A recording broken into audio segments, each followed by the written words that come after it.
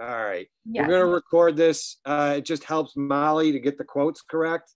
And maybe we use a snippet or two on Instagram, but that requires a lot of work. All right. So let me tell you who I am.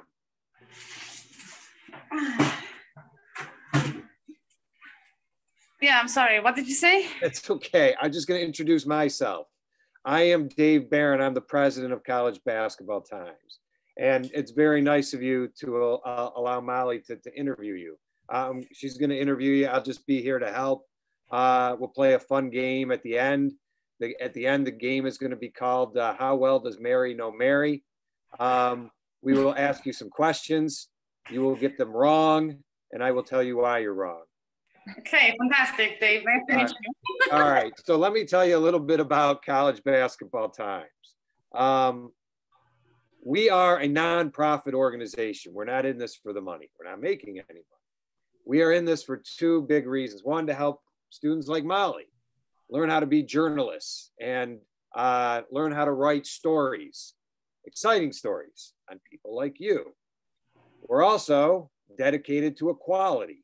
We cover all levels of college basketball equally, at least we try. We cover Div 1, Div 2, Div 3, NAIA, junior college, and the wheelchair division. And we cover men and women equally as well. That's what we do. That's what we're all about. This would be your opportunity to say, wow, Dave, that's great. Yes, that is very cool.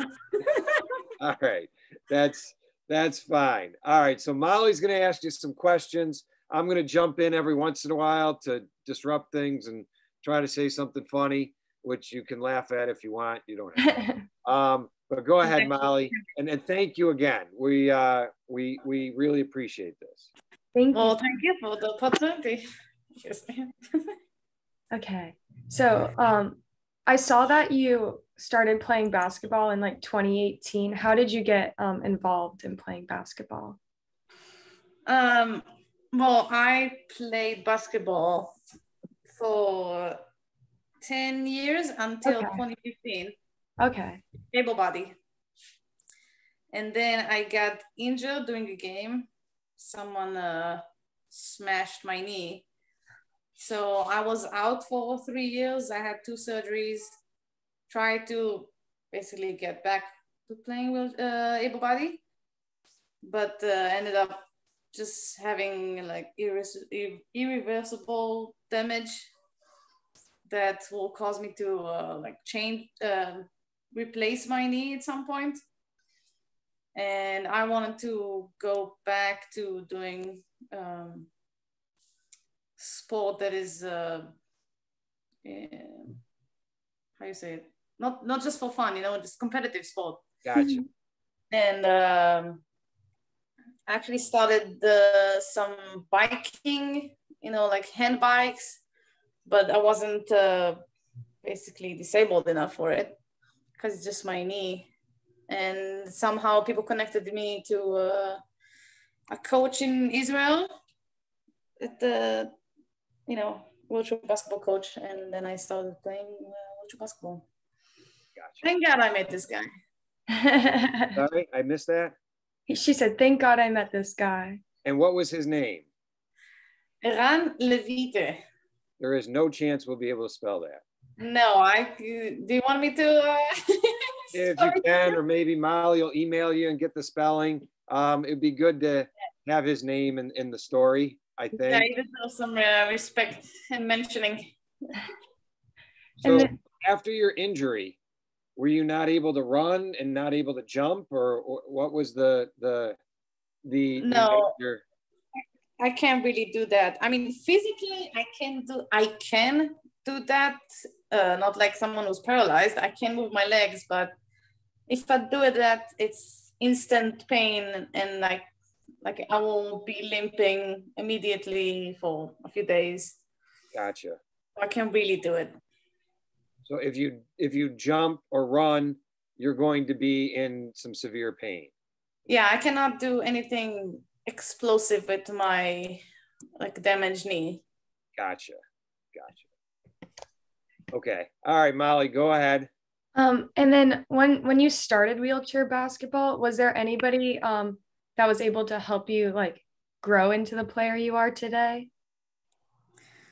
Yeah, my coach that you cannot spell his name. He taught me most of it. I mean, I already came knowing how to shoot because I was playing for 10 years. And I really needed to learn how to do a chair control, how to push, how to turn, all those stuff. So I spent hours with him, walking one-on-one with him to,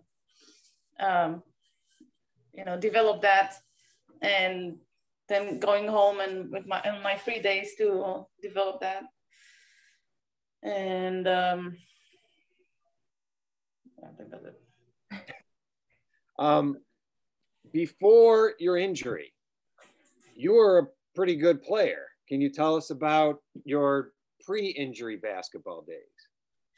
Well, I got injured when I was 18, so I didn't really have any time to get to like the first division. Like I was a year away basically.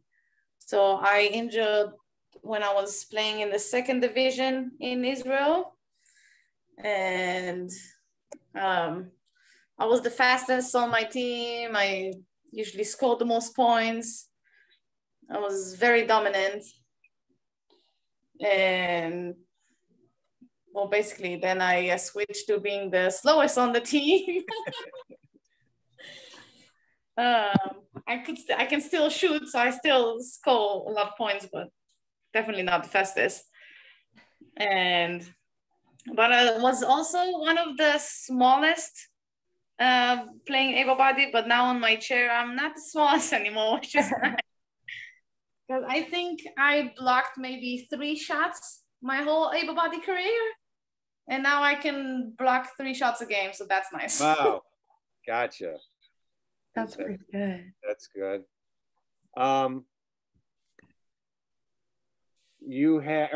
you go ahead. You go ahead.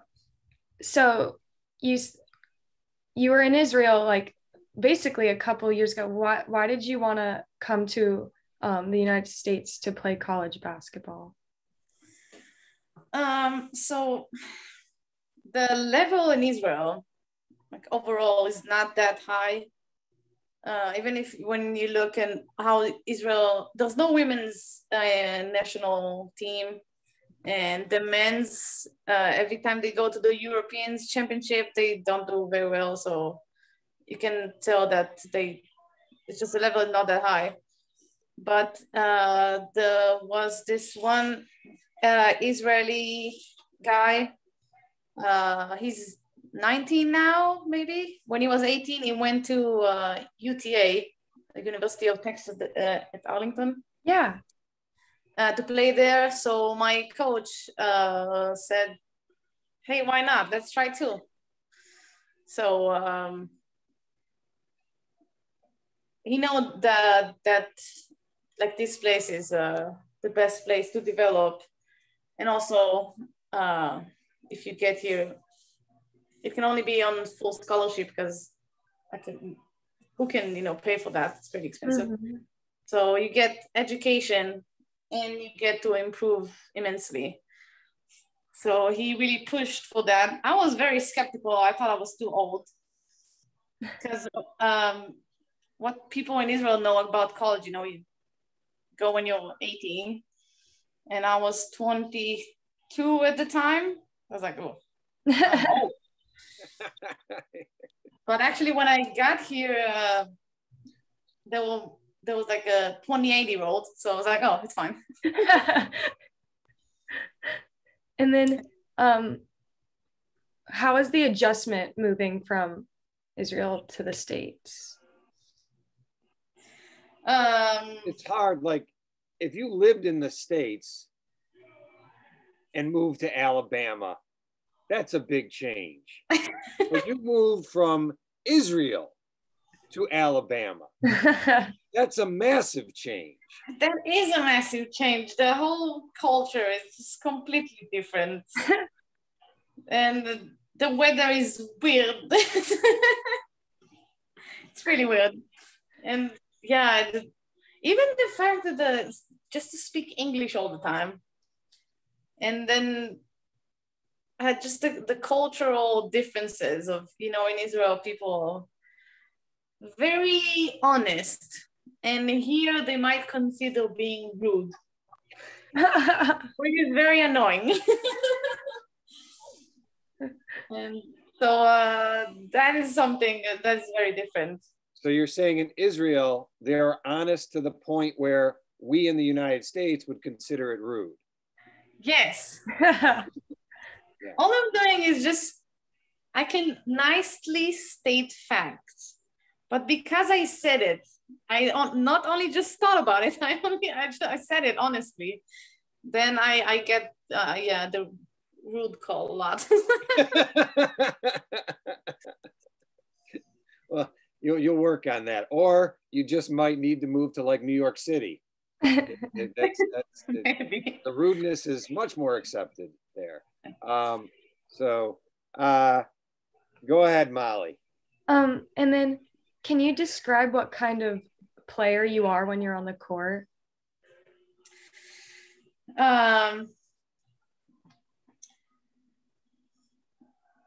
Yes. The thing is that sometimes I play, and when you play wheelchair basketball, you need to be more calculated, because there is a chair, and if you know, you need to be very precise with your movement, or you will just get, you know, you will just run into chairs. Or if you make a turn with a difficult angle with your body, then you will just fall on the ground. And when I played able body, I was just go all in, very chaotic. I can like go 1-on-3 and, you know, get a foul, and, you know, and you cannot do that in wheelchair basketball. So sometimes I'm a bit chaotic. You brought the chaos to wheelchair basketball. The Yes. chaos of Mary. Yes. Yes, but also I also, you know, give like passes that people don't usually pass, because you know, able basketball, you need to like 100-mile pass to get to the point, and I give those passes like no look and stuff like that. So that is fun. So sometimes it looks really good, but sometimes it doesn't. Gotcha. And I really like to pass the ball, but I can also shoot, so people want me to shoot. But I like it better when my teammates score. You can block shots, you can shoot, you can pass, and you can bring chaos. That's a big threat there. Mm-hmm. Yeah. Well, I can block the people that are smaller than me, you know. And I put some effort on defense. It's also very important. One of our last interviews we did for a wheelchair player was a very short woman who plays for UTA Arlington, Elodie Tessier.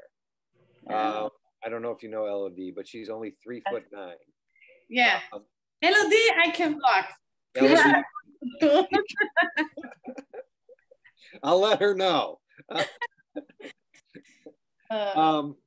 Tell me more about growing up in Israel. And you had what, two brothers? You're a twin? Is your twin a brother or a sister? Brother. So that's 3 brothers you have. Yeah, I have 2 older ones and a twin. And a twin. So you're the only girl. How was that, growing up as the only girl in the family? Very competitive. And yeah. Who was the best basketball player in the family? I was. There you go. They will probably disagree, but when we play 1-on-1, I'm winning. Can you still beat them on the bad knee? Of course. Of course. Well, they don't play anymore, you know, so. Oh, gotcha. So that helps. And I can still shoot, so I don't need to move much. Have any of your family members tried wheelchair? Yes, actually my twin came to practice with me a few times. It was very funny because he looked like me when I started, and you know, when you start, you look, even when you're able-bodied, sitting on a chair, you look very disabled. Did you ever try do that? I would love to try it. I have not tried it. I will say I love watching it. Absolutely love watching it. It is a joy. We watched a lot of the Paralympics, my family. That's some high level. Yeah, that was. Yeah, so when you just sit there, you don't know how to push, and you usually try to grab your wheels like by the railings, like you're pushing a hospital chair or something, and you don't know like the whole motion to like lower your back and the whole range of motion of your hands, and you keep running into stuff because you see the ball, and instead of pushing towards it, you start pushing your legs like you want to run to it. And yeah, you don't know how to stop, so it's very funny. Gotcha.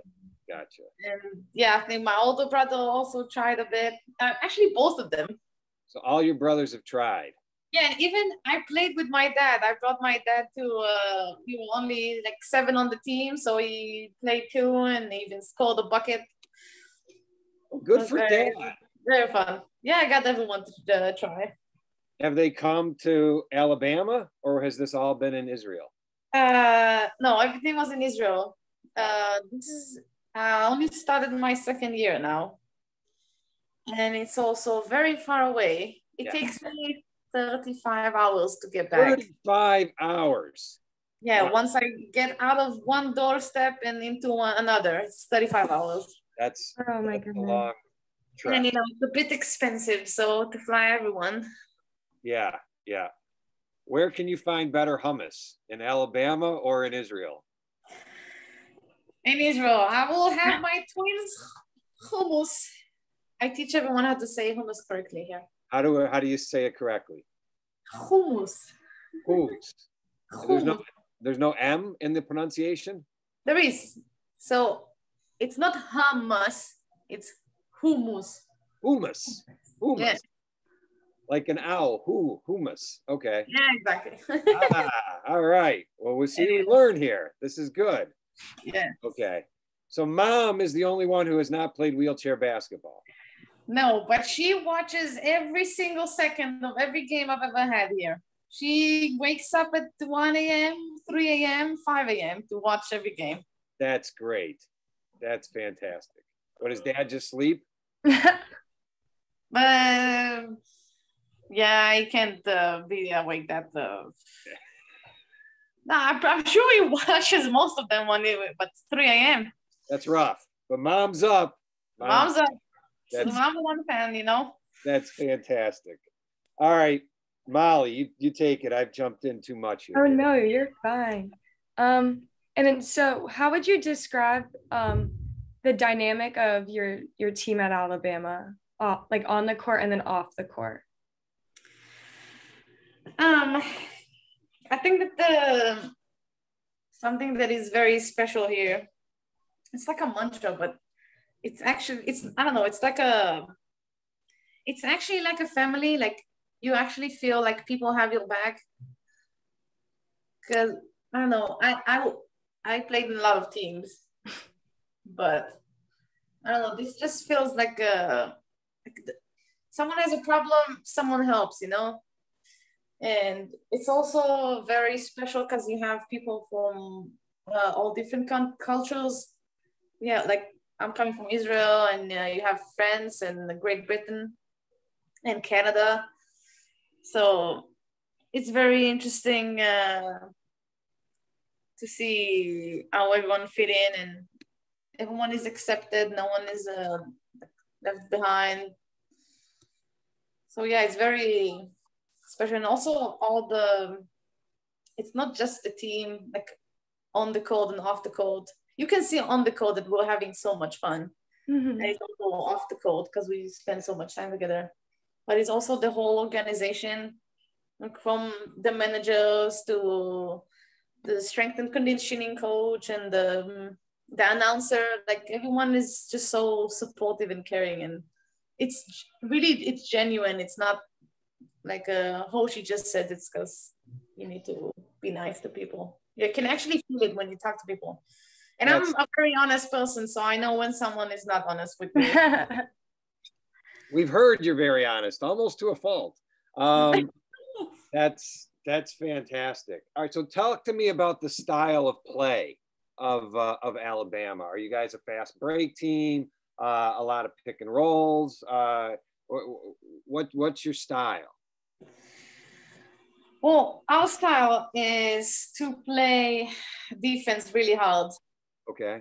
And then like run, like to be the fastest transition team, to be very disciplined on offense, and defense, and then just run. If you can backpick or just get easy buckets and transition. But also our coaches are very they're very open-minded, so we are very good at like doing changes on the fly. If something doesn't work, just change it. And we have players on the team that can really shoot the ball really well. So, you know, we have green lights to shoot. Like I'm playing with, Lindsay Zerbrug. We know Lindsay. Lindsay was our first ever cover story. Yeah. Yeah, pretty sure this is a picture of there. Yeah, that's Lindsay. Yeah, so, you know, when you play with Lindsay, this girl can shoot the ball. So she can shoot the ball. Yes. Yeah, so, it just, oh my God, the lighting. It's very fun. It's just very fun to play. So let me take you back again, back to Israel. So you were not just an okay player when you were 18. You were very good. And then my understanding is you hurt your knee. Can you take us through the emotional hurdle that was going from that point to then getting to the point where, all right, I'm going to be one of the best at wheelchair basketball? I mean, you're playing on what seems to be clearly the best college wheelchair team in the country. That is pretty impressive. You've come 35 hours door to door to do so, but where did you get the motivation to do that? You were seemingly on a trajectory to play in like the highest level, at least in Israel, if not even higher than that, as an able-bodied player. Take me through that mental journey of, okay, I can't do this anymore. Now I'm going to be the best at wheelchair basketball. Well, it's a great question. And very emotional too, because basketball, well, it was like I called it the love of my life, you know. This was the thing that I did the best.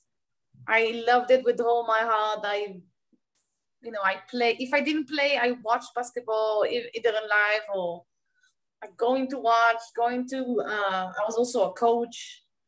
So it was 24/7 basketball. And then I just couldn't do it anymore, which was very depressing and very sad. And basically, I was heartbroken because I couldn't do it anymore, couldn't play with my teammates. And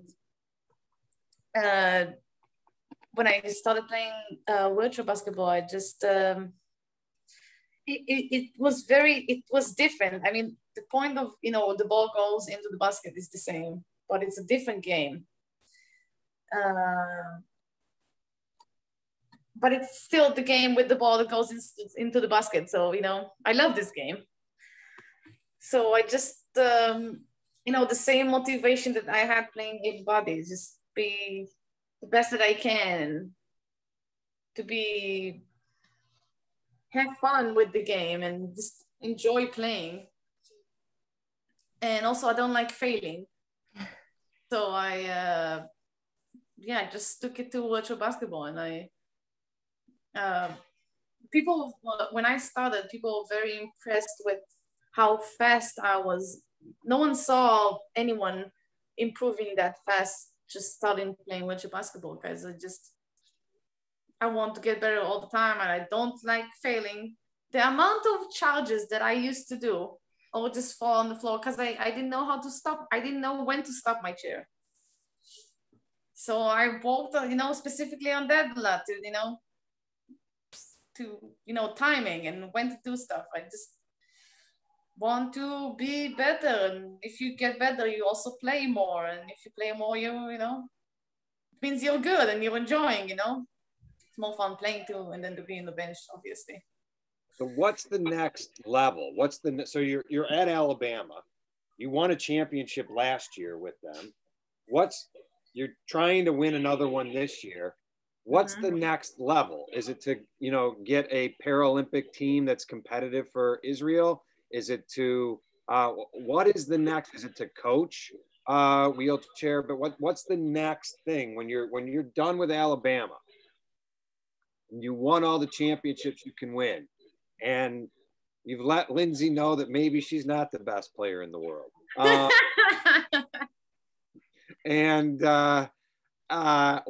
What's next? Or has that thought not crossed your mind because you're focused on today? Well, I am focused on today. Well, also we were given the championship rings yesterday, so everyone is super motivated to get another one. Yeah. But the thing is that 5 years ago, I had no idea I'm going to be here in Alabama playing winter basketball. Did not cross my mind any possibility. I didn't even know virtual basketball existed. So, to tell you what's gonna happen when I still have 4 more years here, what's gonna happen in 5? Couldn't guess. I will bet money that Israel will not have a national team because it's very difficult to find women that wants to play and then to have the same motivation that I have, basically, to be, or any other teammates that I have here, to just be very good at it and not just, I'm having fun, I'm doing some sports. And if I'm even more brutally honest, the people that are responsible of making a national team in Israel are not, don't really want it. Maybe you shouldn't put that in, but just so you know. Edit.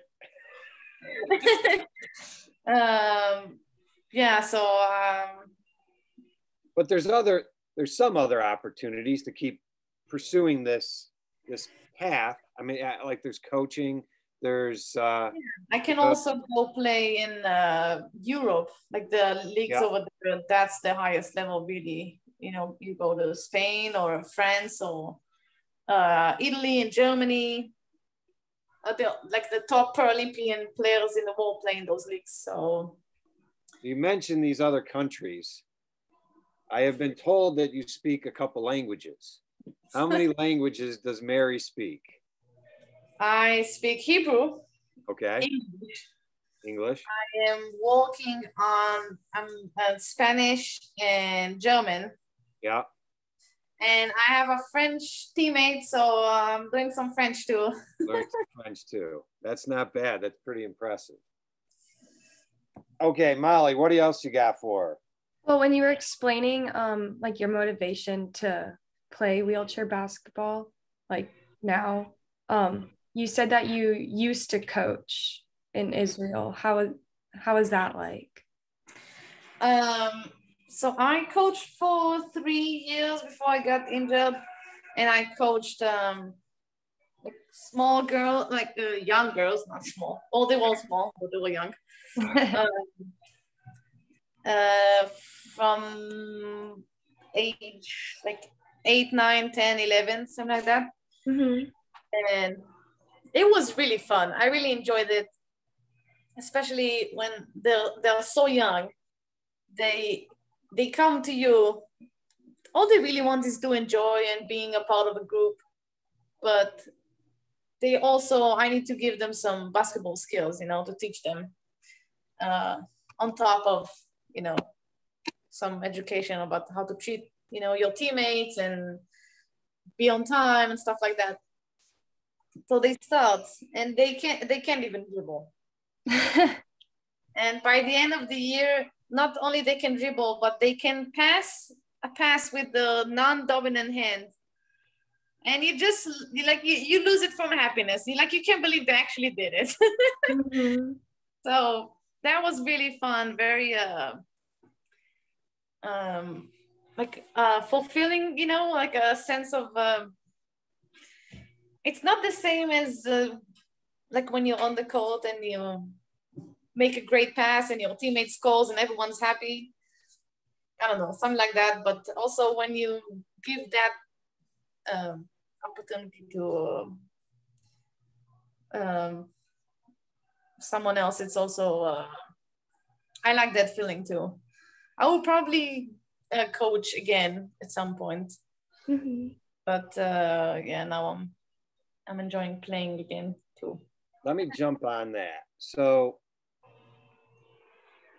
people, girls, everybody goes through some tough times.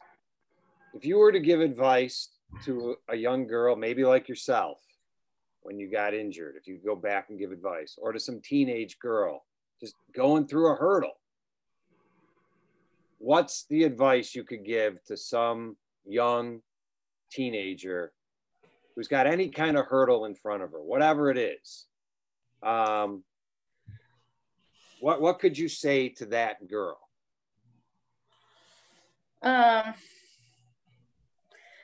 Well, or what would be some advice? I mean, everyone has a different, journey and stuff, and whatever goes through people. Oh my God. I'm here. Thank you. Anyway, I remember when I was struggling, when I was injured, I kept listening to this song. And the point of this song was, that it's getting better. Like those hard times are you're gonna get through them. Like, believe me, you're gonna get through them and everything's gonna be all right. And I'm still here. And it was very difficult to believe it. But it was actually true. So I don't know if anyone can believe that. And to be, I guess, open-minded, because when I first got injured, my friend told me, hey, just go play wheelchair basketball. And I was like, no, what? And I only remember that when I actually went to play. So I guess be open-minded for, one door closes, another one opens. That's actually true. And, tough times, just go through it. It's gonna pass at some point, but also be open-minded and not sink to it, I guess. That's some good advice. That's some good advice. And possibly eat tofu, I guess you would say. Yes, eat tofu is great. Now, can you explain to me, there is a line that we have found on Instagram where you say tofu is life. That begs the question, have you lived at all? So listen, this is not really. So Tofu is life. That's a quote. Joy Hazelden. You know Joy Hazelden? She's a Paralympian playing for the GB national team. Okay. And they thought it's gonna be so funny to open an Instagram, said that his name is Mary Hummus for life, because I keep talking about hummus.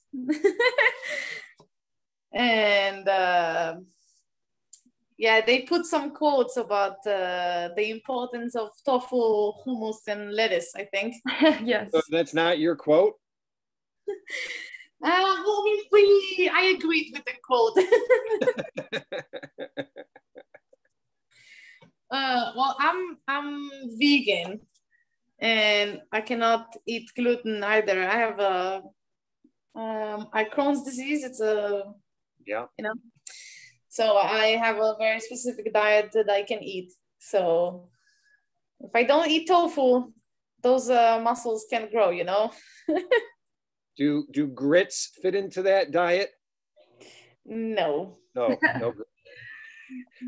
Maybe that's a good thing. Yes.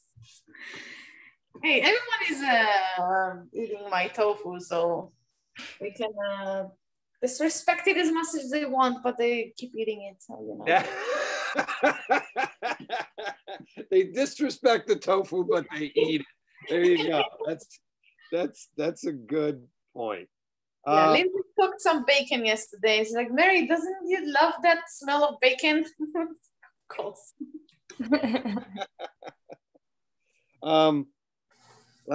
Molly, go ahead. Go ahead.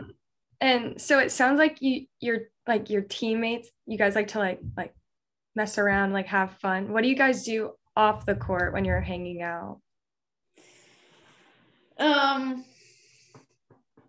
Well, I live with the Joy, the GB player, and Lindsay Zerberg. And when we're not studying, because that takes a lot of time. Well, we cook a lot, and we actually make some puzzles together.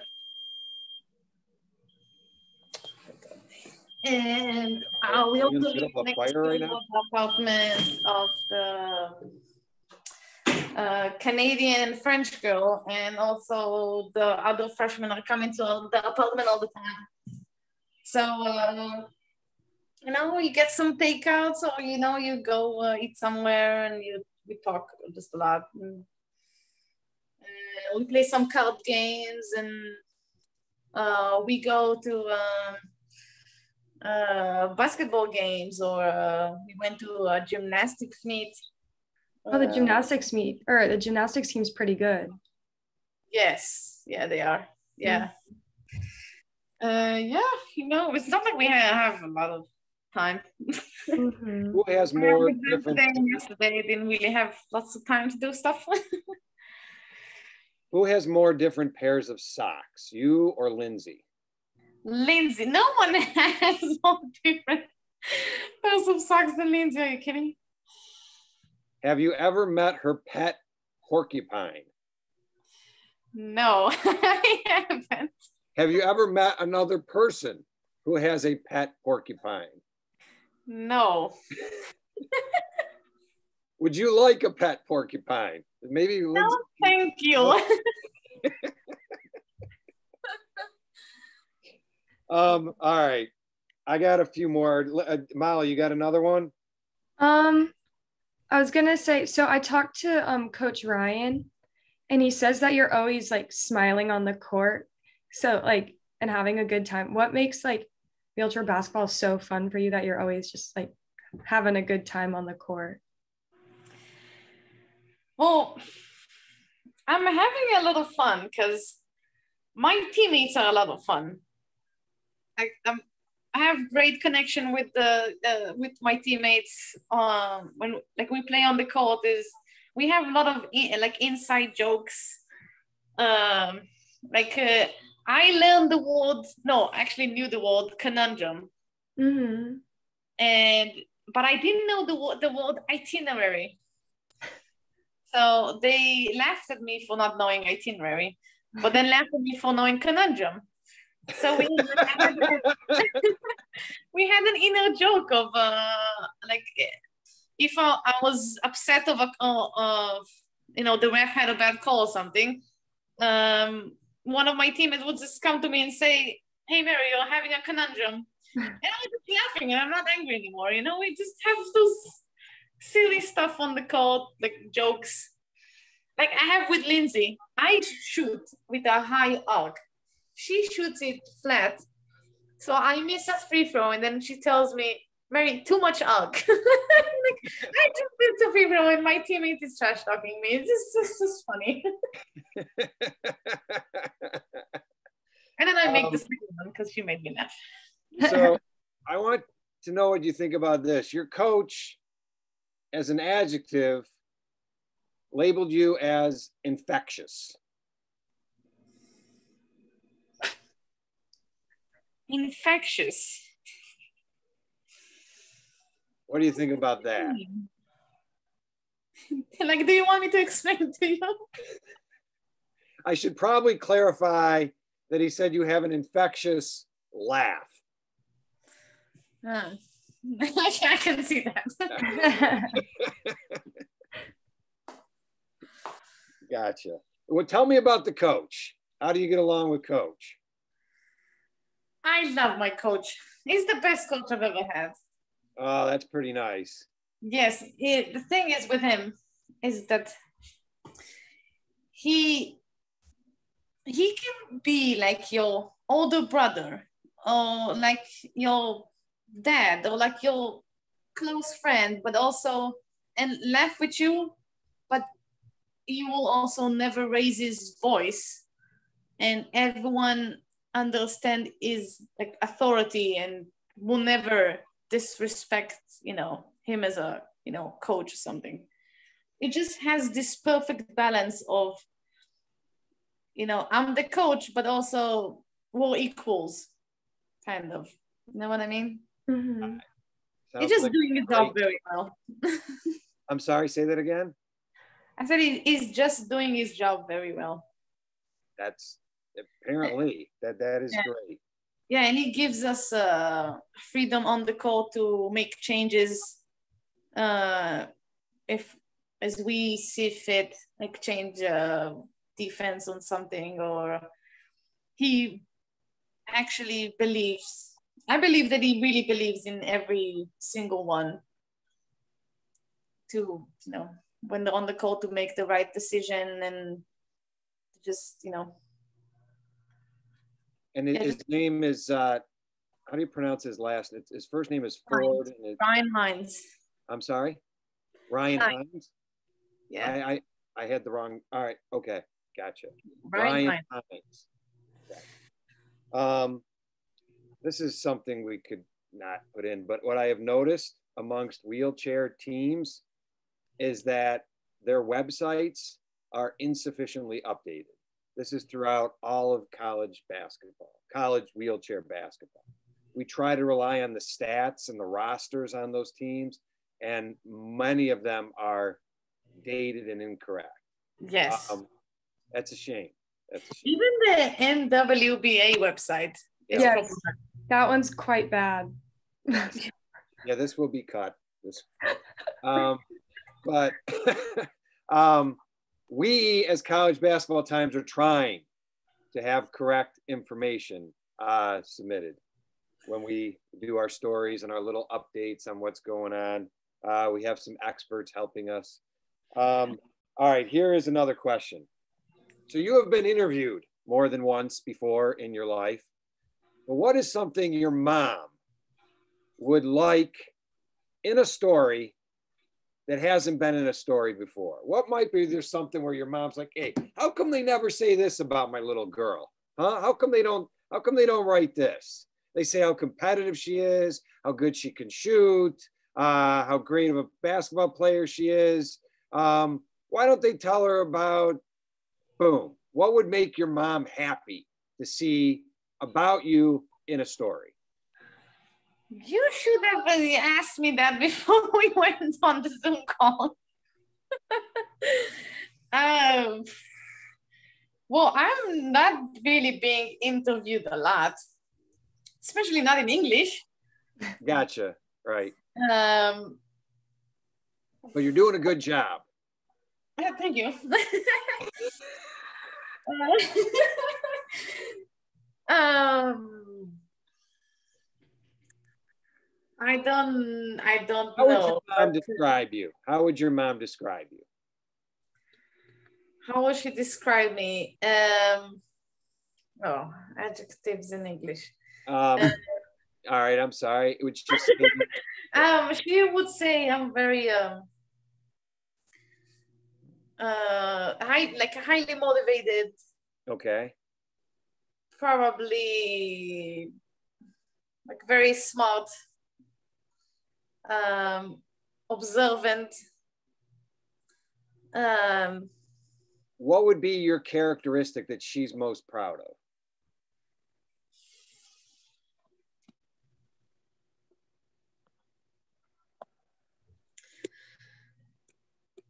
I don't know, maybe. Oh, she'll probably be also smart, proud about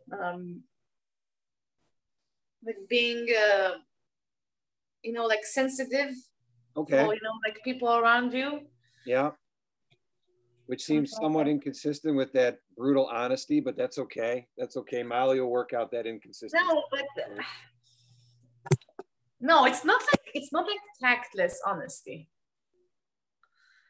It's like when you have a problem with someone, you don't just shove it aside. You come to someone and say them, hey, like you just I just communicate with people that some people just, push it aside, push it down, have the thing over their back and over their heart. And I will just come to people, hey, you did something wrong. I felt really bad. Or I did something wrong. I'm really sorry about it. Like I'm just communicating about stuff. That's my honesty. Sincerity is what your mom would like.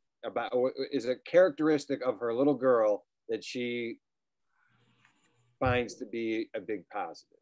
Yeah, she will probably be very proud of that I'm not afraid to like say what's on my mind and be genuine, like to about my what I feel and being like my values and stuff. Gotcha. Okay. All right. Dad on the same page, or is dad more proud that his daughter can light it up on the scoreboard? Probably. Yeah. So mom's the one who gets up at 2 a.m. to watch the games. Yeah, dad is also very proud, but like a side note, I'm more like my mom, and my mom will let me know that, and my mom will let me know how my dad feels, Gotcha. I know he's very proud, but my mom will let me know. Gotcha. All right. How about you? What is something we haven't asked you and it's sitting in your mind like, hey, you two idiots, how come you guys haven't asked me this yet?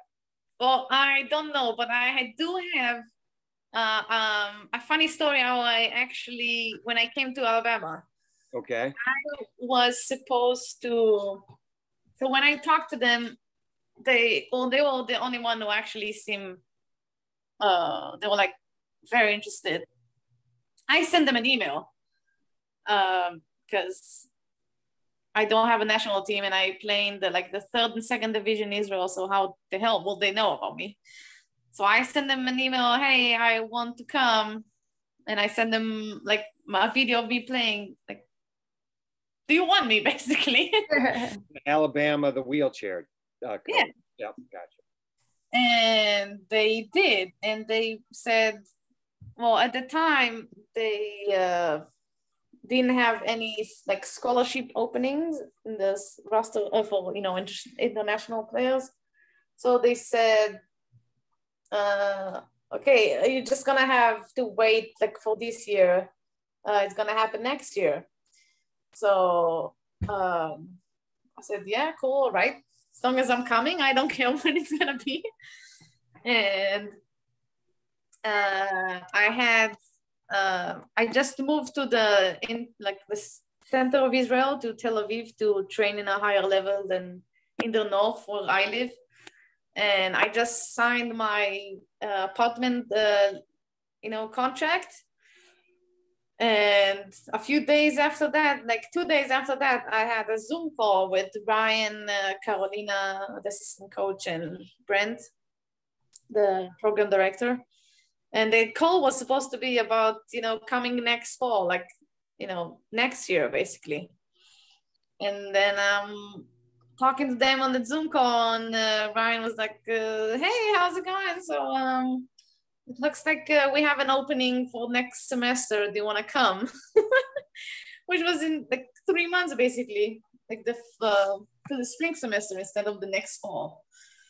And I just stood there completely shocked and I said, yes, sure.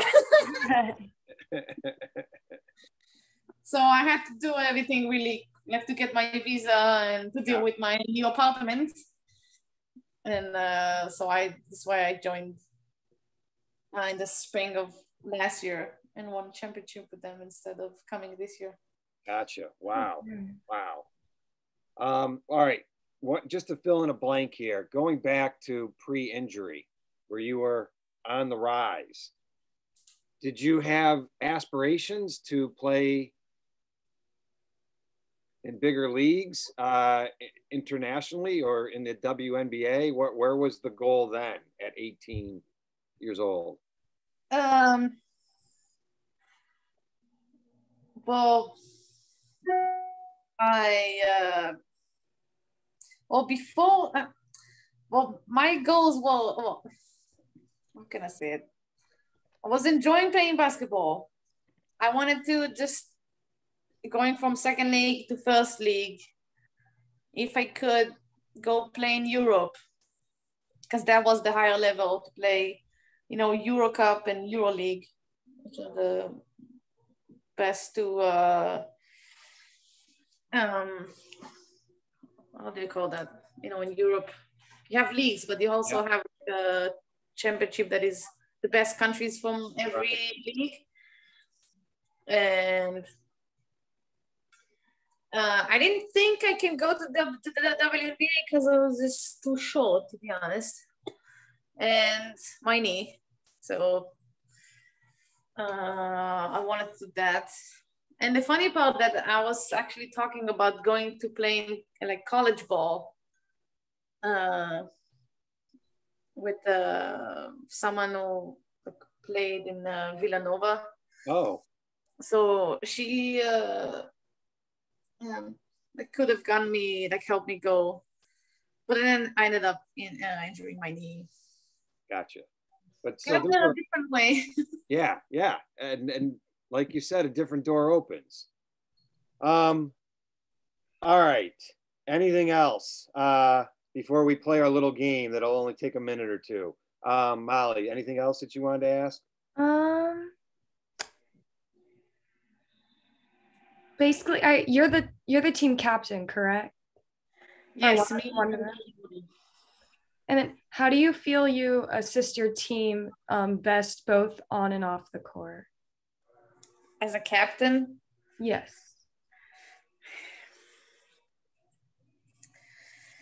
Well, I was chosen to be the captain. I didn't really have the choice.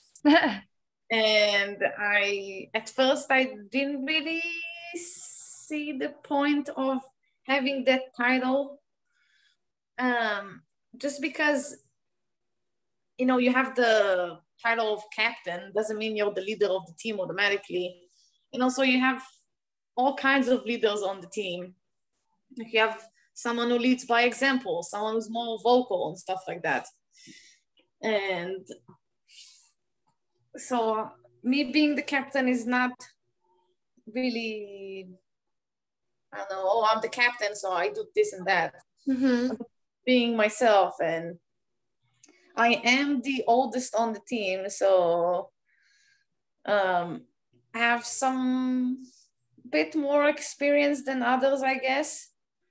A bit, I don't know, more voice of reason, I guess.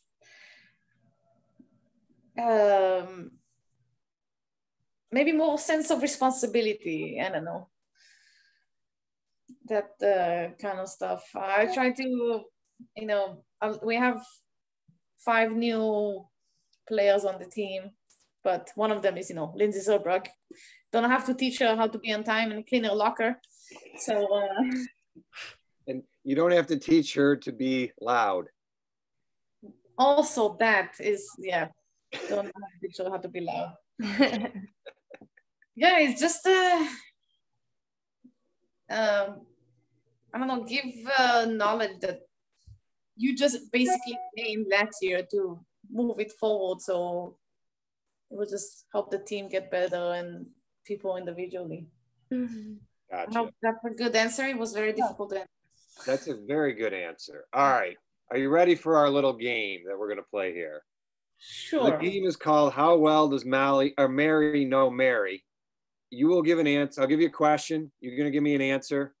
And I'm going to get it wrong. I will explain to you why you're wrong. Okay. All right. Okay. So I'll ask the first one here, Molly. All right. So the first question is, what is your favorite color? Purple. Purple. Why purple? I don't know. I just love that color. Love purple since you were a kid, or? I don't know. I just always liked it. I even have some purple shoes right now. Purple shoes. That's impressive. No, your favorite color is, of course, crimson. Of course, it's crimson. I knew this was the answer, but I didn't want to give it. You It was so obvious. And I'm like, no, I'm gonna actually give my real color. What do you think? You're 0 for 1. Lindsay's wrong. What's her color? She's gonna say crimson. All right, Molly, you want to ask number 2? What is your favorite number? It's 6. And why 6?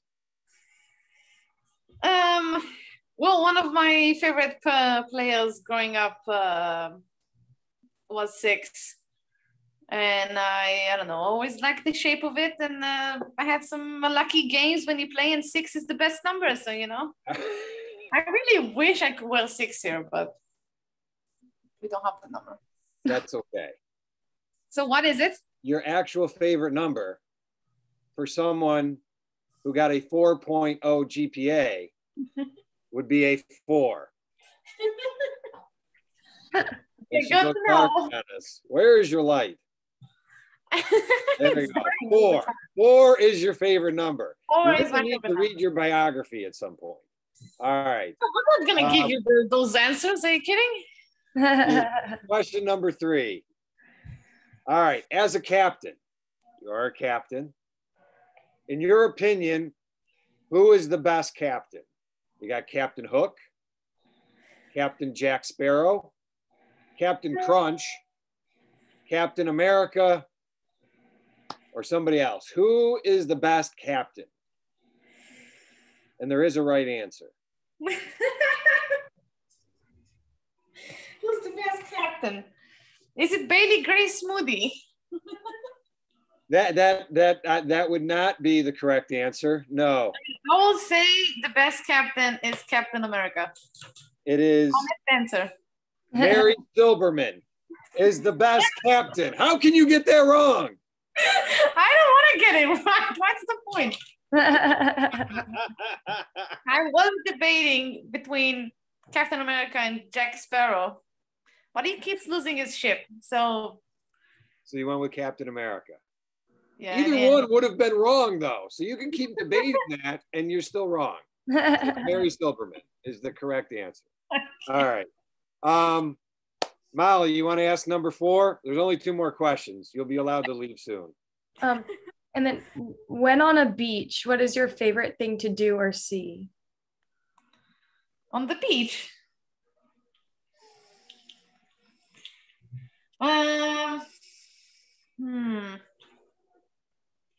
I really like making shapes in the sand, Making shapes in the sand. Do you have a particular shape that you like to make? Just any shapes, like a trapezoid? Or? Probably someone shooting a ball into a bucket. Ah, Okay. But it's very difficult on sand to do that. Okay. All right. So the correct answer is when on a beach, you like to watch the tide come in. Of course I am. You're not getting these right. That's okay. That's okay. We got one more for you here. Man, I All right. didn't think I was supposed to get them right. I told you were going to get them wrong. That's okay. That's okay. All right. As someone who speaks many languages, how do you say goodbye? Bye. Bye? You say bye. I just say bye. You say bye? All right. No, you don't. Do I say roll tide? There it is. She got it right. There it is. Shit, I didn't want to get it right. We're going to have to bleep that part. We're going to Yeah, just say I said bye. I mean, this is a roll tide. Very good. roll tide. You know, I went to a store. Someone told me roll tide, and I was so I was supposed to say it back, and I was like, it was so disappointing. I didn't say it back. I love saying roll tide. Roll tide. There you Roll go. tide.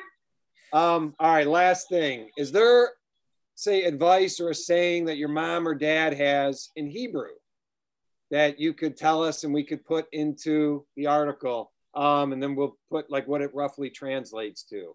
Is there like a Hebrew, like your mom says this all the time, says it in Hebrew. We don't know what it means. Do you tell us? We'll put it in there. It's my mom always says this.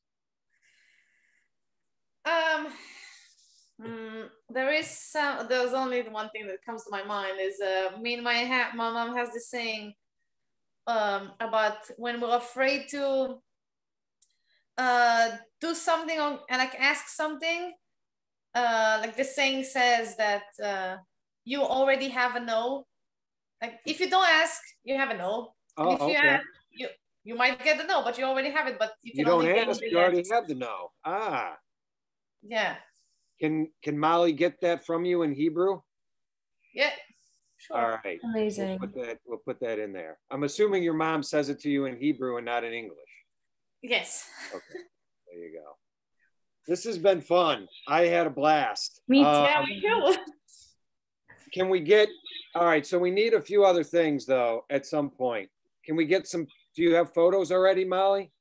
No, I can email you after this. Now. Yeah, we need because we're going to make a cover that looks a lot better than that one, of course. Then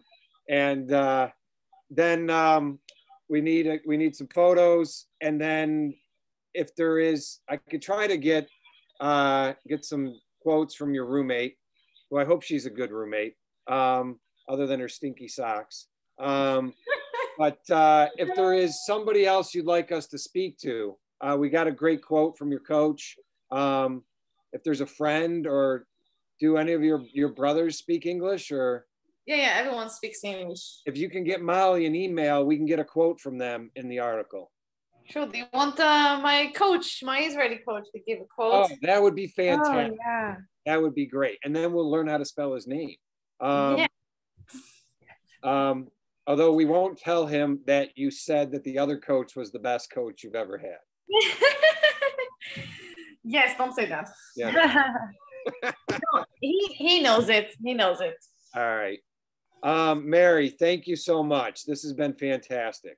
Thank you. Thank you.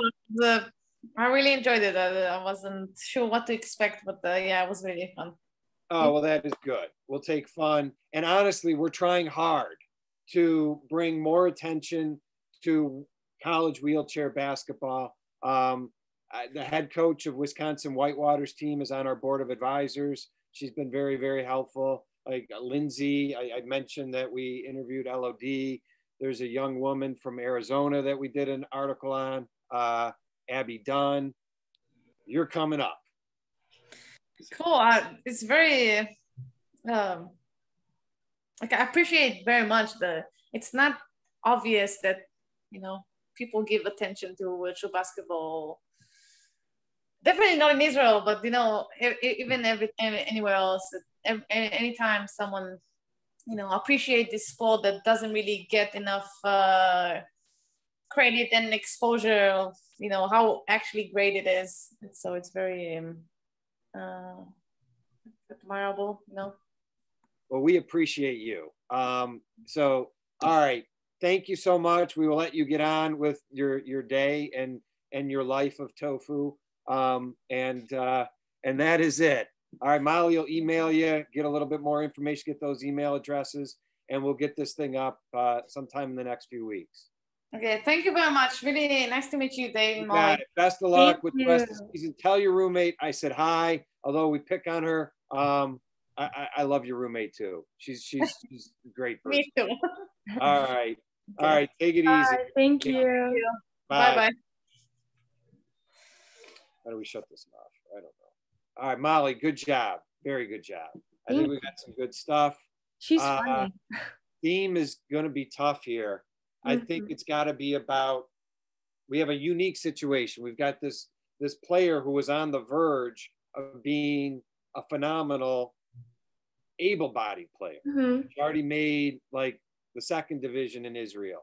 So then she was on the way to the first, hoping to play in Europe, and even had potential WNBA. She had reached out to possibly some colleges, and then it's gone. So, and that she decided to play wheelchair basketball. I think that's at least a unique story. Somebody that was that good at able-bodied and is now playing wheelchair. I think that's really good. I enjoyed talking to her a lot. Yeah, she was great. Okay, but yeah, go through the steps that I sent you in the checklist. Okay. We got to get a theme. Try to get a little bit more creative with the intro. Okay. Just try to learn a little bit from the other one. Each time you do one of these, you're going to take 2 or 3 nuggets, and then you're going to have these things for everything you write in the future. Amazing. All right. Thank you so much. All right. Good job. Take it easy. Thank you. Okay. Yep. Bye.